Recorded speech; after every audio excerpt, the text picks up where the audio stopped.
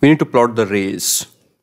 So we are given that we have a convex lens here, and these are the two focus. The initial ray is like this, so where should the ray go after that? So to get that idea where it should go, we'll pass two rays both through the focus. So when a ray passes through this focus, it will go parallel, and second ray which is passing through the focus, that is coming from here, that is also parallel to the axis. So this, you can see, blue ray goes like this, red ray goes like this. So therefore any ray which is in between them should also be in between them. So yeah, that's all. And in second case, so again we are given two focus of a concave lens, and where focus are given, we need to draw the ray. So just like here, we'll pass two rays through the focus and see what's happening. So the parallel ray will go through the primary focus, and this ray which is coming to this focus will go parallel again. Now you can see the blue ray is going like this and red ray is going like this. So this order is going to be same. So red, then blue, then white. So if the order is reversed, then red, then blue, then must come the white. So white must go above both of them. So we have to draw approximate ray diagram, so you need not bother about how much exactly this angle should be, but this white ray should not be in between these, or it should not go down.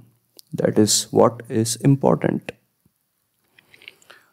Now in B part, we are given object and image. We need to find out what kind of lens we need to put and where. So you can see the image is inverted and it is enlarged, which means the lens must be a convex lens. And the position of object must be between f and 2f, and the image must be beyond 2f dash. So I don't think I need to explain this. So if the object, okay, I'll quickly. So if the object was here beyond 2f, then the image will be diminished. And if the object is after between pole and f, then it will be a virtual image, and it won't be inverted. Now second case, the image is diminished and it is smaller in size. So that means it must be a concave lens. See, if the image was still erect, but if image was larger, then that would be the case of convex lens. But the image is smaller, that means the lens is concave. And it should be towards right. And the image for a concave lens always forms between the pole and the focus. So yeah, these are the two ray diagrams. And this is where we keep the lens, and where should be the object and images. Very important, these questions. Now C part, so we are given one ray complete and one half ray, and we need to complete that ray diagram. So second case is quite simple, because this ray and this ray, so 1 and 2 are symmetric, so the resultant will also be symmetric. So what we have drawn here is just a mirror image of this, but here they are not mirror images. So if this is 1, I've drawn, basically this is the mirror of 1.